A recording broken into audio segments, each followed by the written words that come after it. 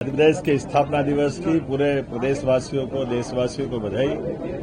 1 नवंबर 1956 में बनने वाला मध्य प्रदेश तत्कालीन समय के मध्य भारत, मालवा, विंध्य, सीपी एंड बरार ऐसे कई राज्यों से जोड़ करके ये राज्य की रचना हुई और राज्य ने 70 साल की यात्रा में सभी प्रकार के क्षेत्रों में अपनी प्रगति उन्नति करते हुए अपने से एक समृद्ध राज्य का उदय कराते हुए भी अपनी विकास यात्रा को नहीं रोका।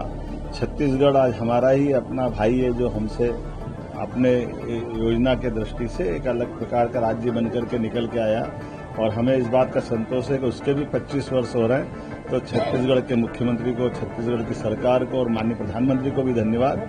वो आज उसकी रजत जयंती में शामिल हो रही है, हमारे लिए सौभाग्य की बात है।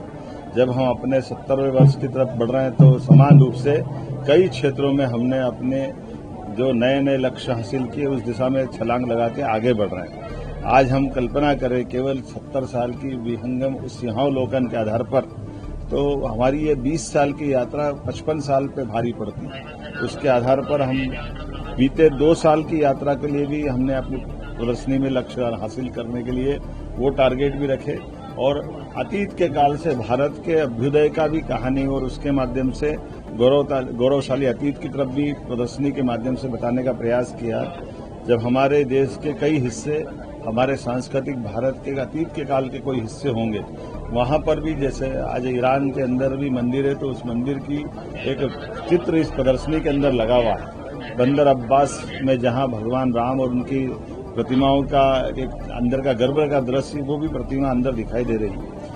उत्तर प्रदेश सरकार ने विक्रमादित्य के जीवन काल को लेकर विविध प्रकार की जो प्रदर्शनी चित्रों के माध्यम से सजाई है, ये प्रदर्शनी भी यहाँ लगी जहाँ हमको अच्छा लगता। हमारे मध्य प्रदेश के महानायक वीर विक्रमादित्य जब अयोध्या में जाकर 60 से ज्यादा मंदिरों का निर्माण कराते हैं, 240 से ज्यादा कई सेवा प्रकल्प चालू करते हैं, जब प्रयागराज में जाते हैं तो प्रयागराज तीर्थ स्वयं विक्रमादित्य का स्वागत करते हुए दिखाई देते हैं। ऐसे कई सारे चित्रों की प्रदर्शनी से हमारे गौरवशाली अतीत को भी बताने का प्रयास स्थापना दिवस के अवसर पर किया है।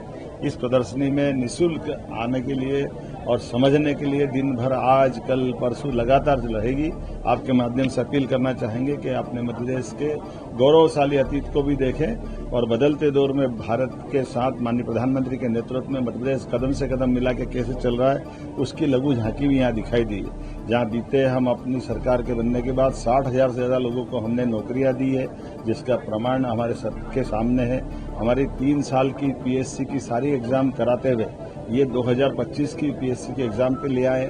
सभी प्रकार के क्षेत्रों में लगातार मंजूरियां देते हुए जो हमने घोषणा पत्र में लिखा था वो 1 लाख से ज्यादा नौकरियां हम त्वरित गति से देने वाले हैं। सभी प्रकार के प्रमोशन के मसले पे भी हमारी सरकार काम कर रही है।